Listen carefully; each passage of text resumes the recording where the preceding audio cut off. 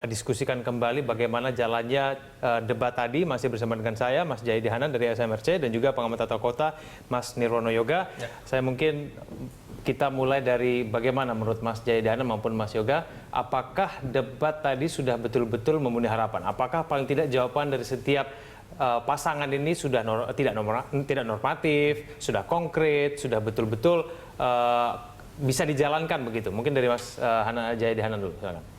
Iya, kalau kita lihat dua-dua unsur itu tetap ada ya. Normatif ketika bicara visi misi itu masih banyak, semuanya saya kira cenderung normatif. Tapi unsur-unsur substantif yang cukup realistis dan konkret juga banyak gitu ya. Baik dari pasangan petahana maupun dari pasangan penantang gitu. Cuma memang kalau dari segi substansi debat ini kita melihat bahwa jawaban-jawaban dari, secara umum saya melihat jawaban-jawaban dari ketiga pasangan ini cenderung berimbang, ya. Cuma memang jadi misalnya dari Anies soal OKOC itu sebenarnya cukup terdengar masuk akal gitu ya. Artinya bisa dilakukan tampaknya. Program bantuan langsung tunai dan sebagainya seperti yang ditawarkan oleh Agus Silvi juga kan tidak asing bagi kita ya.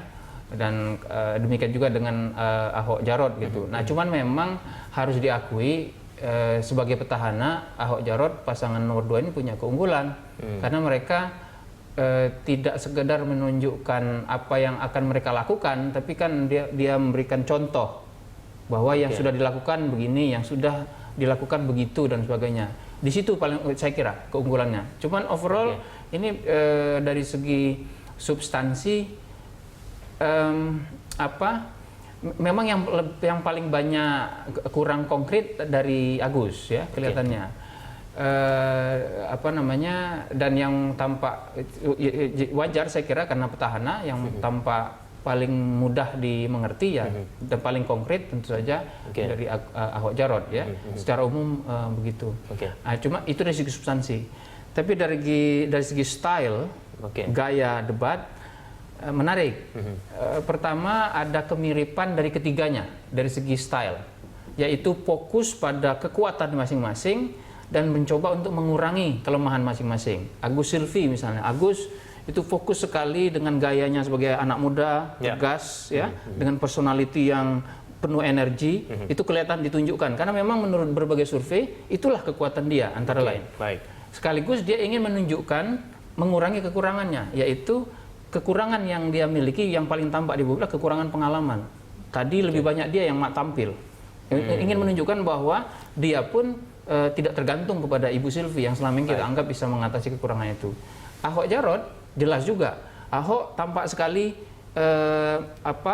kalau kekuatan mereka fokus pada kinerja mereka, ya kelihatan situ. Dan Ahok kelihatan sekali mencoba mengurangi kekurangan utama dia, yaitu dianggap tidak santun, bicara sering ceplos-ceplos kasar, itu tampak sekali diupayakan dan dia berkali-kali mengatakan saya memperbaiki diri dan sebagainya. Jadi Anies demikian juga, fokus pada kekuatannya, santun, tampak berpendidikan dengan gaya bicaranya yang runtut dan sebagainya itu, sekaligus ingin mengurangi kekurangan yang selama ini muncul, yang dianggap muncul dan mereka mirip dengan Agus, yaitu kinerjanya yang masih dianggap kurang. Mereka berusaha menunjukkan hal-hal konkret yang mereka bisa lakukan. Itu stylenya. Gitu. Tapi dalam upaya untuk membuat connection kepada publik, tiga kandidat ini sama-sama sadar bahwa mereka sedang berbicara kepada para konstituen yang mereka tuju. Itu yang kita bisa lihat. Mas Yoga? Ya, kalau dari saya sebenarnya kita saya lebih ke fokus ke penataan lingkungan dan transportasi sebenarnya ya.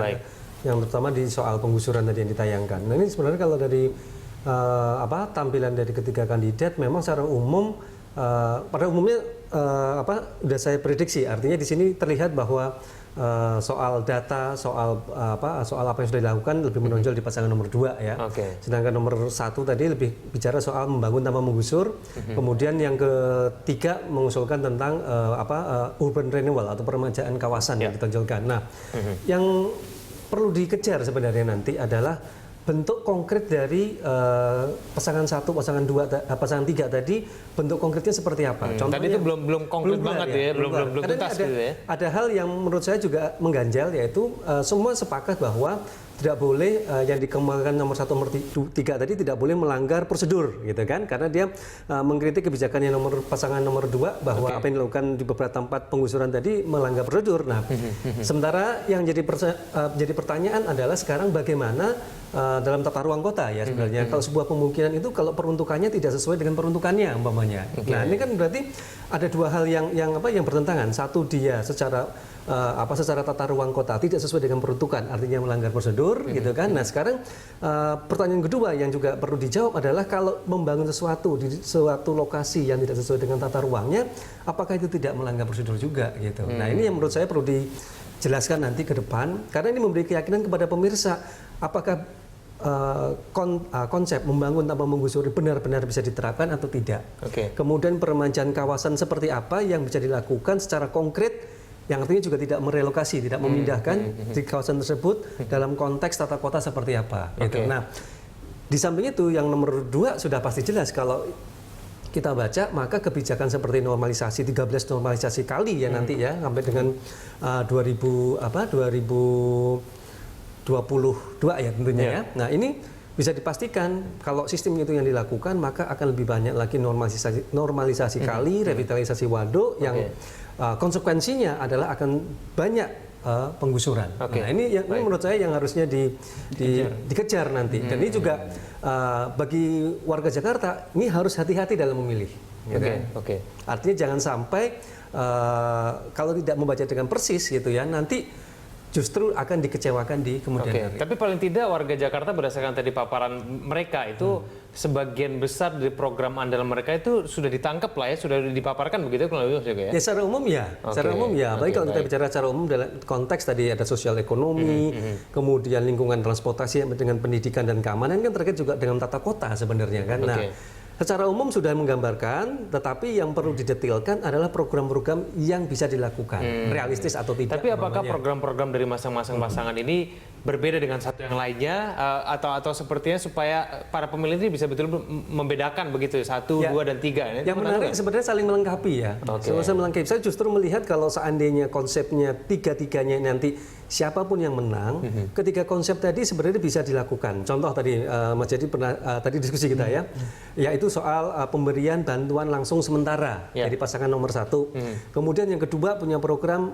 subsidi 6 program, gitu kan. Nah, sementara yang pasangan nomor 3 kan punya OKOC tadi. Nah, ini sebenarnya bukan bertentangan, justru saya melihat saling melengkapi. Maksudnya begini, untuk konteks dalam individu atau keluarga, tentu BL sementara dan juga 6 program ini menyasar kepada keluarga.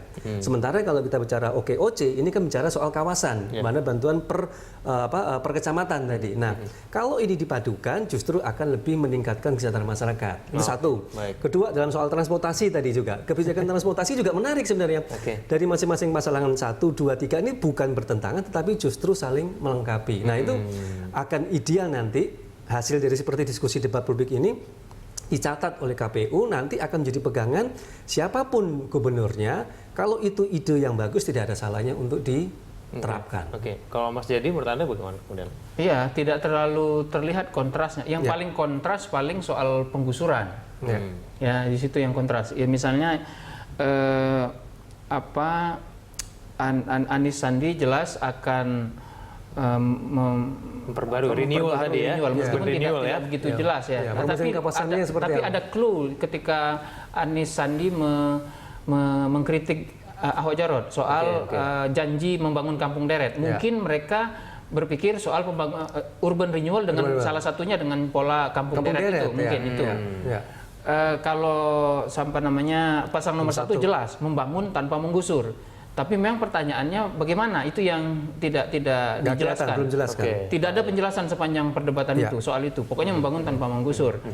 Ahok Jarot jelas kita akan membangun dan kalau perlu menggusur sepanjang itu memang melalui kajian dan diperlukan, itu Akan diperlukan.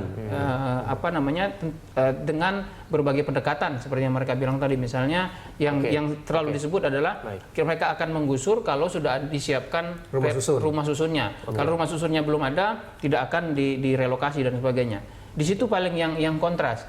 Yang lain-lain tidak terlalu banyak kontrasnya. Tapi bahkan tadi seperti yang kita diskusikan di belakang, kok cenderung saling melengkapi begitu.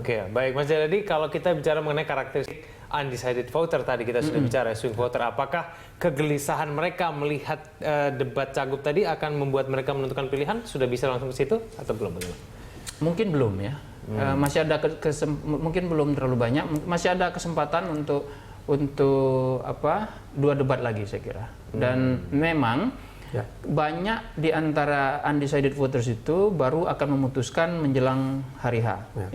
Yang dari jauh-jauh hari sudah memutuskan tuh menurut berbagai survei dari SMRC, yang dari jauh hari sudah memutuskan tuh ada sekitar 42%. Dan itu tidak akan berubah kalau sudah jauh-jauh hari itu? Yang jauh-jauh hari itu cenderung tidak berubah. Tidak berubah. Nah sekarang masih banyak yang masih melihat itu. Yang sudah terlihat betul 17-20% di antara yang sekarang sudah menentukan pilihan itu masih bisa berubah, dan itu masih bisa dirayu melalui debat ini. Yang kedua 18-20% masih undecided itu ya. Nah, tetapi paling tidak sekarang ini minimal ya Agus yang selama ini diragukan bisa masuk dalam kancah perdebatan, paling tidak untuk level yang ditetapkan orang kepada dia sudah masuk di level itu. Di luar dugaan begitu ya kalau dia? Iya, saya kira dia lulus lah begitu ya. Meskipun saya kira belum bisa mengungguli dua yang lain, belum bisa karena masih kebanyakan normatif dan dia masih dalam misi untuk menunjukkan kepada publik bahwa dia siap untuk berdebat berdamping dengan para kandidat lain yang sudah berpengalaman. Baik, kita lanjutkan diskusi kita di segmen selanjutnya. Pemirsa Special Report Jakarta Memilih kembali saat lagi.